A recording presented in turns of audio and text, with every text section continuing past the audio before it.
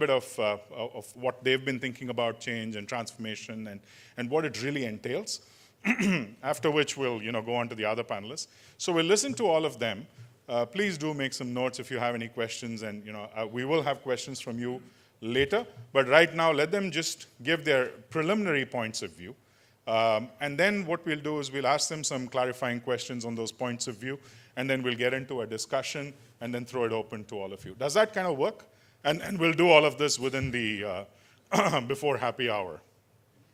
Okay? All right. So why don't we start from an alphabetical perspective, because that's the tone that was already set. Adil, why don't you please give us your point of view. But before that, we all have your CV, your impressive background and all of that. If you could just kindly tell us something about yourself that not many of us know. You want to pick up the mic, Adil? So there is one thing about me which most people don't know, is that I used to be a boxer for the Bombay University before I decided to get Okay, shift. Everybody move away. And whilst I was a boxer, the lesson that I really learned, which really helped me for the rest of my life, is a lesson that I've always repeated to everybody, and that is, you don't lose when you fall, you lose when you don't get up. And I think that's the most important lesson which I would want you to also take back as a OD practitioner. In the last 30 minutes or so, and I've been listening very intently to the faculty member from Sorry, BITS. Adil, they need you to hold the mic closer to you. All right. So I've been listening to the faculty member of BITS and to the consultant from Yon Hewitt and to Anand and to the lady who spoke, and I think between the four of them, they have given us an entire primer of change management.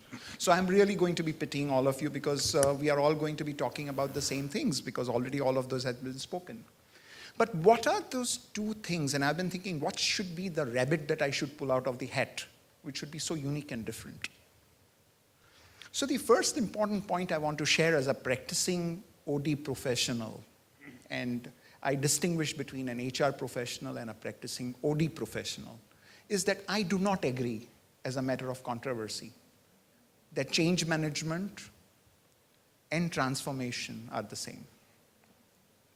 According to me, as an OD practitioner, change management is only when a short-term alteration of behavior to respond to the different challenges posed in the environment have to be managed. So it's a very, very short-term thing.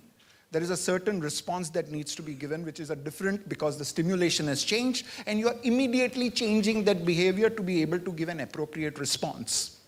Continues over a period of time, but predominantly a short-term response in the whole thing. Now, from an OD practitioner's perspective, when we are talking about organizational transformation, we believe in a few things. And the first most important thing is that every large system consists of several critical subsystems. Whenever the environmental changes that are happening have to be sustained over a period of time, and it requires that the critical elements of these subsystems have to be realigned. Otherwise, you will not be able to sustain the response to the change in the long run. That leads to transformation. So whilst change management does not require any alteration in the subsystem or realignment in the subsystem, it is a very short-term response without alteration in the subsystem. Transformation leads to alteration and alignment of the critical elements in the subsystem to be able to give better results, better value, better response to the change environment. Well, I can give you an example. If, for example, when we were talking about Coca-Cola, and Pepsi and Coca-Cola every summer, come summer, and they would go into a price war. If they will make it 7 rupees, we will make it 6 rupees. If they make it 6 rupees, we'll make it 5 rupees. We'll bleed ourselves to death. And God knows at the end of the day, we will do huge numbers in terms of revenue, but the profitability would have been gone because the product price was very high, and you could never be able to sell it at the kind of discounted prices. But we had to, because we had to create a larger market share in the place. We changed the responses to bring down the prices so that we could compete in the market. We lost money for 4 years, and then suddenly we decided this is not the game we can sustain in the long run.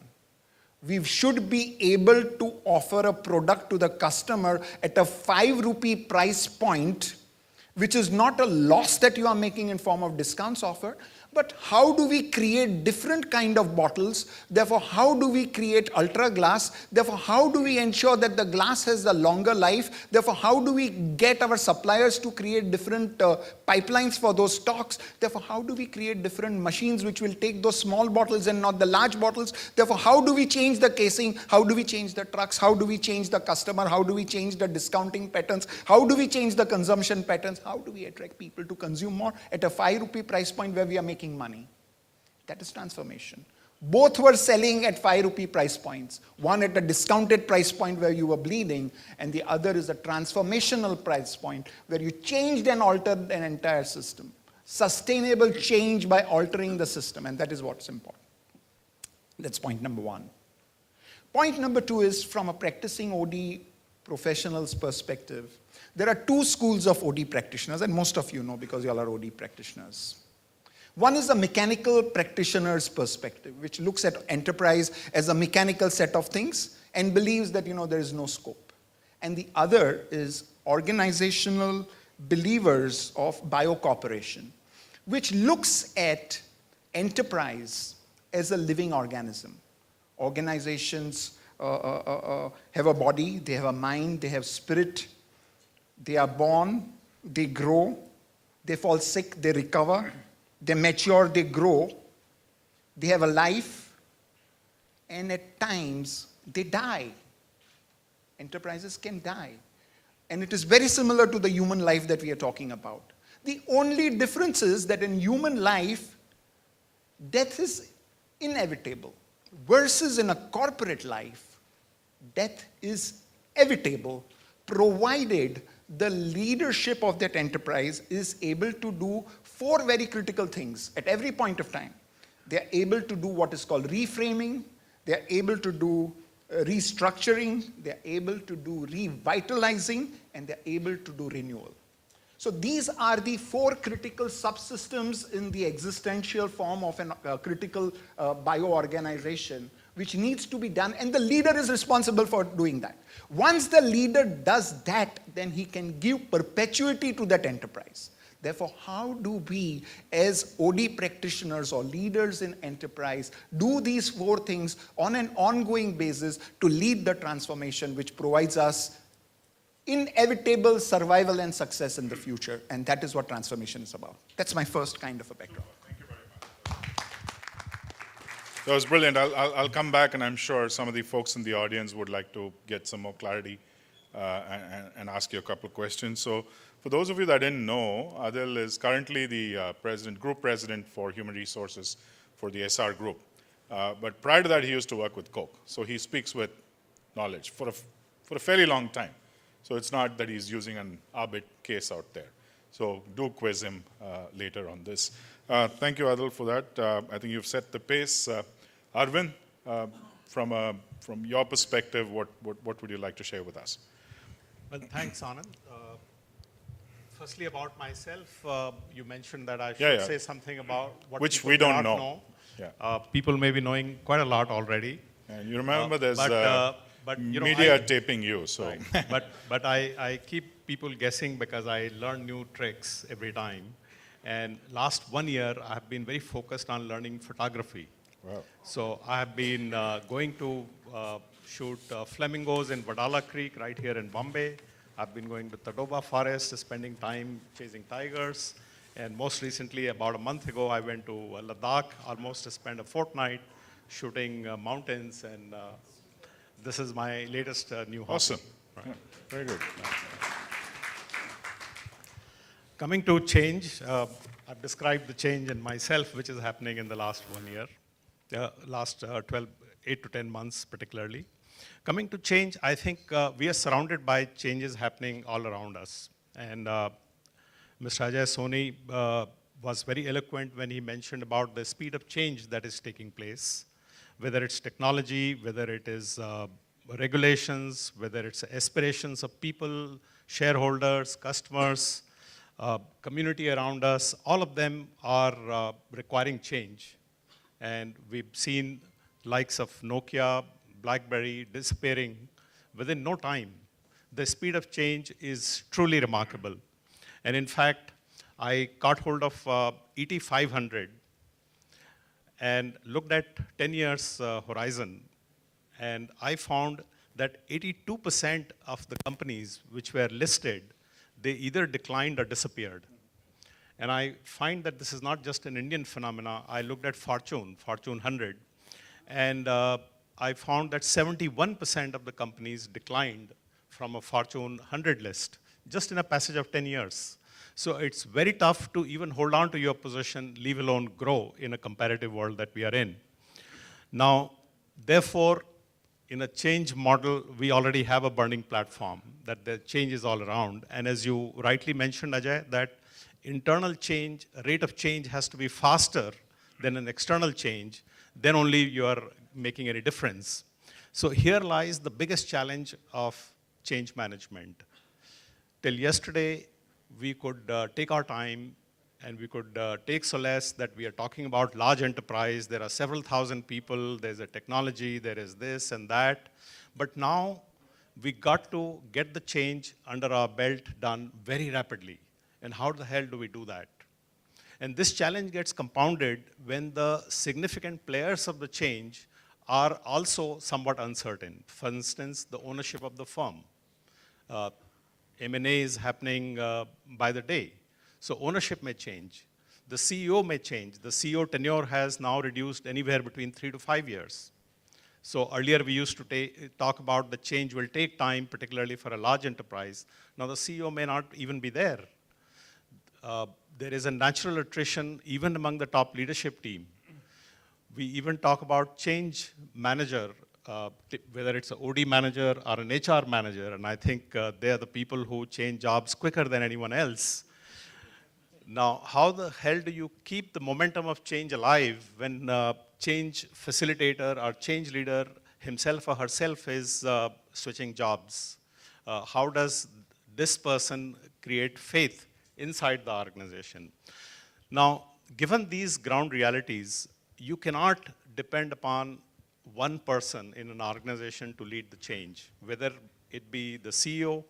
There are no such superhero, super charismatic leader who can just figure it out, nor there is a HR or OD manager who can figure it out and make change happen. What is required today is the entire top management leadership. That's the powerful coalition. And if the entire leadership, and you were, ma'am, talking about the mental model, if the mental model of the top leadership change can be altered, then the rest of the organization figure it out. It's like a magnet. If you point it in another direction, everything else points in that direction. So in the first instance, one has to really worry about the alignment at the top management team. Recently, for example, in one of the RPG companies, we changed the business strategy, and it became very clear that to make that strategy happen, we have to change the internal culture of the organization. And we had the cultural workshops, we had larger scale interactive process to get people on board. But what we really put under magnifying glass is the behavior and conduct of the top leadership team, which consisted of only 7 people. And we tried to figure out as to how aligned are these 7 people with the change agenda. And we found there were at least 2 people through the 360-degree feedback, which didn't take too long. There were 2 people whose personal management style, leadership style, were not in sync with the new culture that we were trying to bring. And answer was very clear that if these 2 can engage with executive coach with a very finite agenda, with a very finite timetable, then we will begin to see the leadership team behaving in a different way, and rest of the organization will align themselves. So we got these 2 people started with the executive coach, and therefore the entire speed of change is determined by the speed with which the top management team can align itself to the change agenda. And by that, I mean you don't need the rock stars in the team. What you need is a cohesive team where there is a communication which is free-flowing, where there is a culture where they are able to debate the means and goals of an organization. There is a distribution of power, which is healthy. There is a spirit of conversation around conflicts. Differences are voiced, whether it's an emotional difference, whether it's the task-related differences. If that kind of a healthy team you can bring together, then the change happens. And therefore, for a rapid change in an organization in today's world, the focus has to be at the top management level.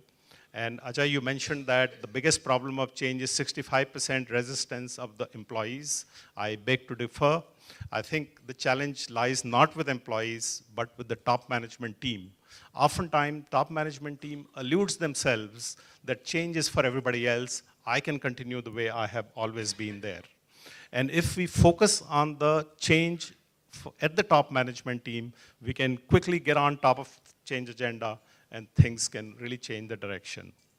So what I would submit is that for a rapid change in the organization, we have to move from preoccupation with a superhero, charismatic change leader to leadership of the top management team, and they can lead the transformation agenda for the organization. Super. Thank you very much. And one particular aspect that kind of stands out, Arvind, is this whole photography thing. And we'll all remember that. Brilliant. I mean, chasing tigers with cameras. I think we should all talk about that rather than change and all that. Right? Yeah, that should be some experience by itself. So thank you. And there are a couple of follow-up questions that I have to the opening comments. I'll come back to that. Next, we'll hear from Vijay Sahu, who runs HR for all the consumer businesses of Reliance Industries. So your opening comments. Good evening, ladies and gentlemen. Lot has been talked about change, leading change, what transformation means. At least I saw it 3 times. I saw it once in a public sector bank I was working with, that is Dena Bank in 1988-89. That time the regulatory changes was coming. The private banks were to be given licenses, which came 4 or 5 years from then.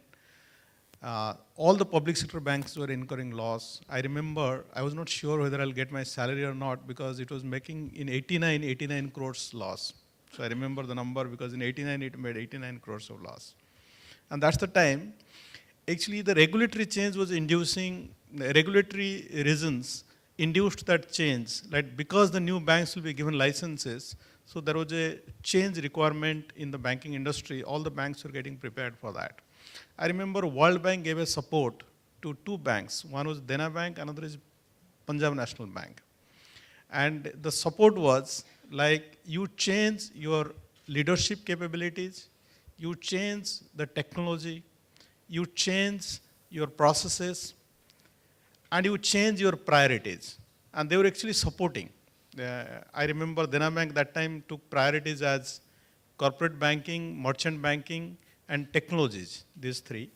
And all the capabilities, I'm relating to Ajay Soni's that presentation, the capabilities development was aligned to those three priorities.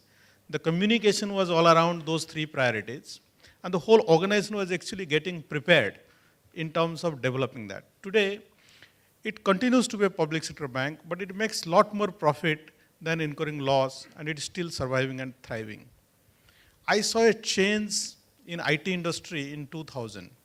So in early 2000, 2001, what was happening that time? All the IT companies were very successful because of Y2K or body shopping. And 2001 onwards, the challenge really started. So we had offshoring as a concept in India, and all the IT companies were making huge operating margin. Those days, actually 39-40% operating margin, gross margin, because of offshoring. So you get in dollar terms the revenue and spend in rupee terms because your people are in India. And that's the time all the IT consulting companies like IBM, Accenture, etc., they started their offshoring organization out of India. So all the IT companies actually got challenged. So we were essentially doing coding. So that time, I remember we had a CEO in Wipro, Vivek Paul. He gave a slogan, move from coding to consulting. And that was actually complete transformation. It was not change. Because coding means doing Java, C++, those kind of programming. COBOL those days was there. Consulting means completely understanding business strategy, business processes, org structure, org design, technology architecture, technology intervention. So it is a complete different. So we had to almost move something like 20, 25,000 people those days. Currently it is over 100,000. Like identify them and then prepare them for that change in their capabilities, in making them learn how to talk to customer, how to understand customer problems. So it was a complete different dynamic. And that change came actually from competition. That change came from the global economic changes. That change also came through the technology interventions. And that change was also led, that time Vivek Paul took the leadership, there was a change of leadership. So change is coming either from the external factors, either economic change, socio-political change, or technology change. Change is also coming from internal factors. When you are changing the structure of the company, there is a merger acquisition, or there is a leadership change Arvind talked about, so there is a change. I saw that journey. I remember it was like 3-4 years. We were completely preparing the organization, giving the slogan coding to consulting.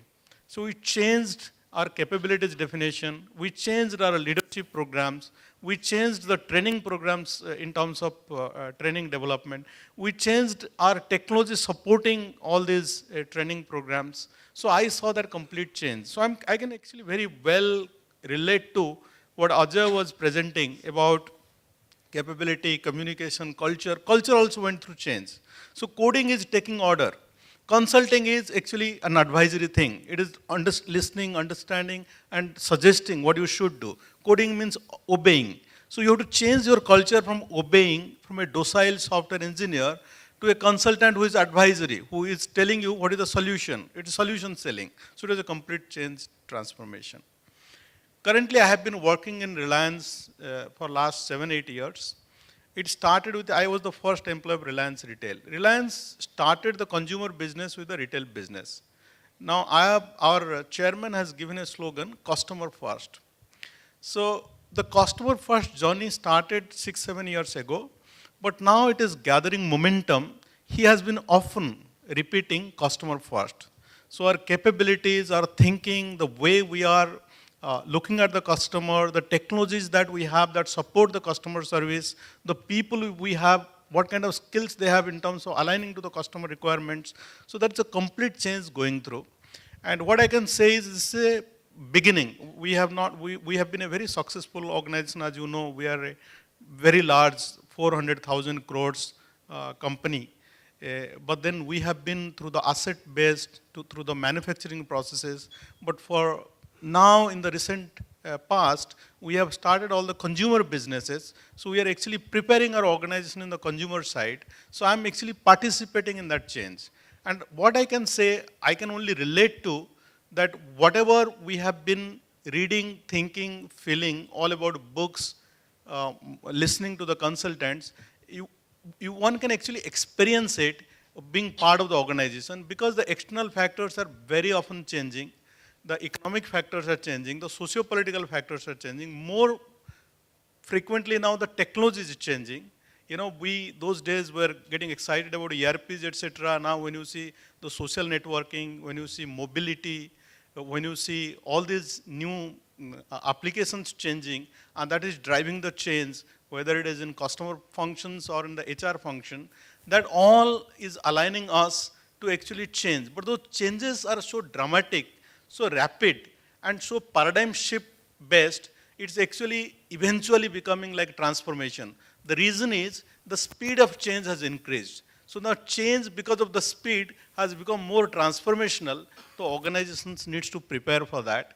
And I actually, by and large, agree with Ajay's presentation that the factors and the processes to manage the change, to lead the change, to lead the transformation is very critically important for the organizations. And about my one thing you do not know, I forgot to mention about that. I earlier as a student used to write poems. And when I started working, I have been more focusing time, giving time to philosophies. Thank you. Thank you. Okay. Next we have GP Rao. GP, as you all know, is the head of HR and management services. He's currently based in Malaysia. And he also works for, let me back up. He works for Recron, but it's also another alliance company. So we thought it'll be interesting to hear GP's views as coming from somebody who's part of the Reliance group, but very different in a cultural context and all of that. And we thought that that would be another interesting angle. So GP, your few minutes. Thank you. Good evening to all of you. Probably some of the secrets. Normally, I am a very transparent person. Very difficult to divulge you secrets because secrets are known. But then one I'll tell you. Somewhere I am associated with Naxalism. Very few people know that I joined IIT Kharagpur without writing a written test, without appearing for interview. Many people don't know, but I joined IIT Kharagpur. But then I had to leave because of Naxalism. There was a Naxal movement. We were asked to vacate the hostels 3 times. The 4th time I didn't go back because I am from a small village in Orissa and going that place. That's number 1. Number 2, when I started my career in SAIL, then my first job that was given to me is to deal with a Naxal leader called Shankar Guha Yogi for 5.5 years. I was sent there for 2 years, but I stayed there for 5.5 years dealing with Shankar Guha Yogi. Then when I got married, a girl from Andhra Pradesh, I am from Orissa, she is from Andhra Pradesh. Then I went there, and when I went there, they said, oh, lot of Naxalism in Parvatipuram and Srikakulam. Then for first 3 years, I used to tell my wife that we will go there, but we will not stay in Parvatipuram. We will stay at Rayagada, which is my native place in Orissa. But then we realized that after 5 years, Naxals moved to Rayagada. So this is something. So this.